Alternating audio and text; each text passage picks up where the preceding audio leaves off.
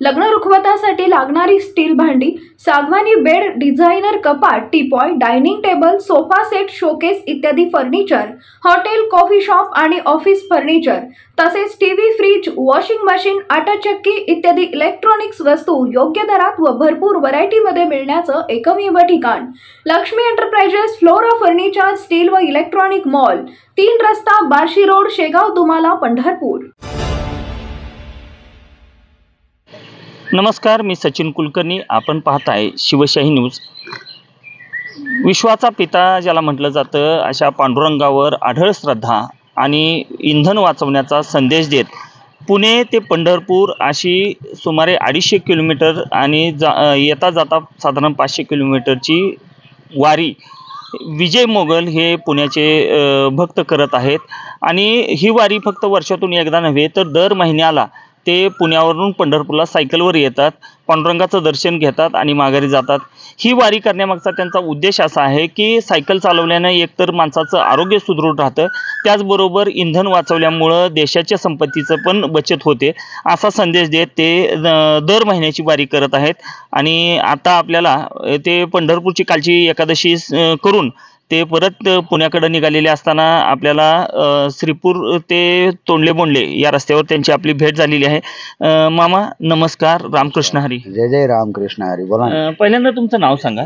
माझं नाव विजय मोगल, विजय अशोक मोगल। बर, आता आईचं नाव लावायचं ना, विजय केशरबाई अशोक मोगल। बर, राहायला कुठे म्हणला तुम्ही? मी भवानी पेठेत 502 हरकानगर मध्ये, पुण्याला। बर बर, कधीपासून ही वारी करताय? आता मला 2007 पासून एकूण 17 वर्ष झाले।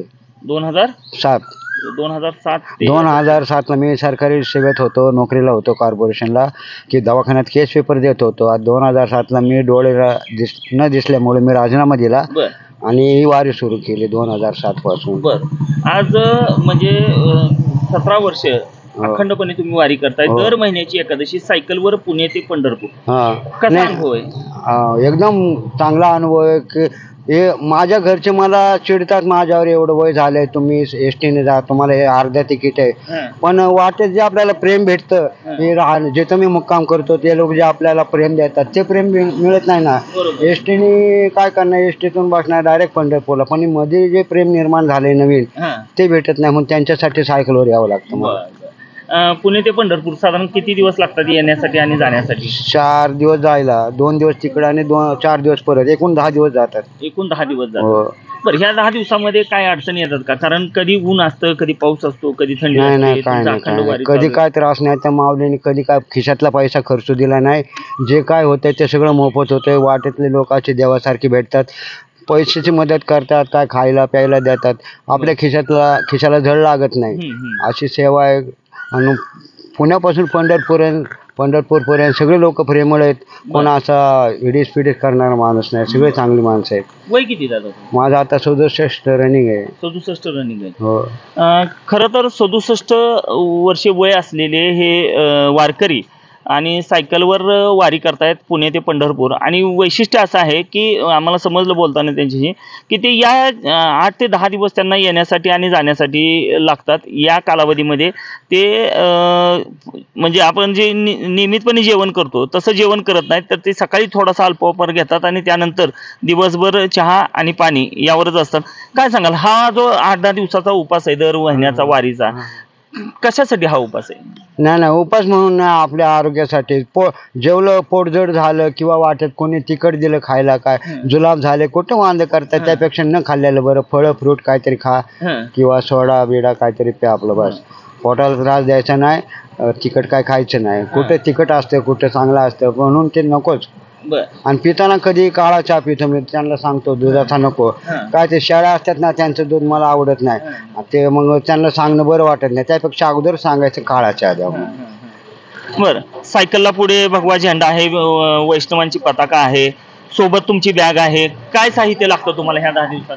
या 10 दिवसात आपलं जे काय अंतरून पांघरून आहे तेवढं, थंडी असली तर स्वेटर टोपी लागते, पाऊस असला तर रेनकोट टोपी, इतर वेळेला काही नसलं तरी चालतं, उन्हाळ्यात कुठे झोपा, बस काही त्रास नाही। या प्रवासात जेवणाची आणि राहण्याची काय व्यवस्था असते? व्यवस्था पाहिजे तर कुठल्याही घरी जा, तुम्हाला नाही म्हणत नाही।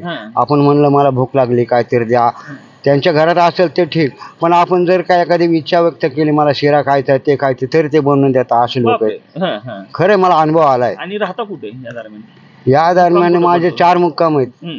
पहिला मुक्काम माझा त्या कासरोडी गाव आहे हां. यवतच्या पुढं 5 किलोमीटरवर. बरं. तिथं साई मिसळ नावाचं हॉटेल आहे. हां. त्या हॉटेलवर पहिला मुक्काम. हां. दुसरा मुक्काम वासुंदे गावात विराज हॉटेल आहे हां. त्या हॉटेलवर. हां. तिसरा मुक्काम बारामतीला लासुर्ण्याला लासूर. गायकवाड परिवार आहे हां. त्यांच्याकडं. चौथा महाळुंगला. हां. 5 इकडे डायरेक्ट पंढरपूर. परत 37 जाताना किलोमीटर तसंच. तसंच त्याच मार्गावर त्याच घरी. हां, हां, हां. एकंदरीत का आजचे जे लोक आहेत, तरुण पिढी आहे, यांना म्हणजे अध्यात्माकडे त्यांचा थोडासा कल कमी आहे. काय सांगाल त्यांना? नाही असं नाही. रस्त्याने एकदा असा अनुभव आला मला. एक 15-20 वर्षाचा मुलगा होता. मोटरसायकलवर चालला होता. त्यांनी माझ्या बॅगवर लिहिलेलं पुणे पंढरपूर. त्यांनी वाचलं. एवढ्या वयाचा माझा विश्वास बसला नाही की तो मुलगा असा करेल म्हणून. त्याने खिशात हात घातला. मागच्या 20च्या 4 नोटा होत्या. सगळ्या माझ्या हातात दिल्या त्याने त्या तरुण मुलाने. कारण आजकालची मुलं एवढे पैसे नेला नाही. दिले तर 20 रुपये दिले असते, पण त्याने एकूण 80 रुपये माझ्या हातात दिले. म्हणले बाबा कुठेतरी चहा प्या, काहीतरी खा म्हणला. म्हणून त्यांचं लक्ष आहे देवाकडे.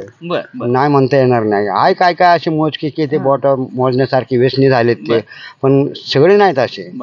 ही वारी केल्यानं काय मिळतं? मनाला आता मन शांत होता पुन्हा लागे ओढ. आपण घरी गेलो की माझ्या घरचे म्हणतात बरं झालं बाबा आला, एवढं ऊन होतं तेवढं ऊन होतं. मग तेवढ्यापुरते त्यांच्या समाधानासाठी सांगायचं, परत नाही जाणार सायकलवर. पण आपला मोसम झाला 15-20 दिवस झाले की परत एकादशीची ओढ लागली की निघाले. परत जावंच लागतं. ते काय होतं माहिती का, मला कुठून ती तरतरी येते माहिती नाही, पण निघतो मी. किती विरोध असला घरचा तरी मी जातो. मला गप बसवत नाही. तिथे गेलं बरं वाटतं. शिवशाही न्यूजच्या चॅनलवर तुम्ही दिसणार आहात. आमच्या दर्शकांना काय सांगाल? पंढरपूर, पांडुरंग वारी आणि तुमची वारी ही सायकल वारी, त्याच्या संदर्भात काय सांगाल आणि कशासाठी ही वारी करताय तुम्ही? काय नाही बघा, रामकृष्ण हरी हा महामंत्र जो सांगितलाय, या 6 अक्षरातच सगळी जादू आहे. हा मंत्र जो कोण पाठ करेल ना त्याला कधी लाल सिग्नल येणार नाही. जिथं जाईल तिकडे हिरवा सिग्नल येईल. एवढंच की त्यांनी रामकृष्ण हरी जमल तसं त्यांनी म्हणावं, मनातल्या मनात का होईना, पण हा मंत्र जप चालू ठेवा. कधी त्याला आडवा सिग्नल येणार नाही.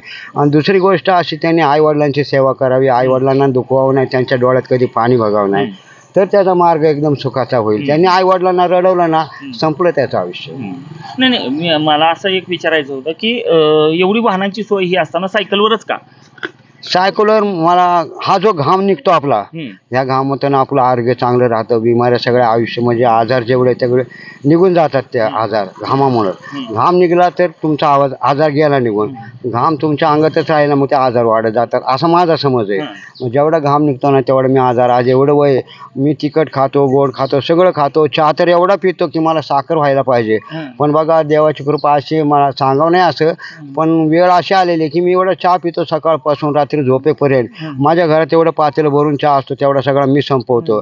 पण मला साखर नाही, माझ्या मंडळीला साखर आहे. बघा हाच नाही, तुमचं शरीर हे व्यायामामुळे, सायकल चालवण्यामुळे सुदृढ राहतं. खरं आहे. हा तेच खरं आहे. आणि इंधनाची पण बचत होते. खरं आहे.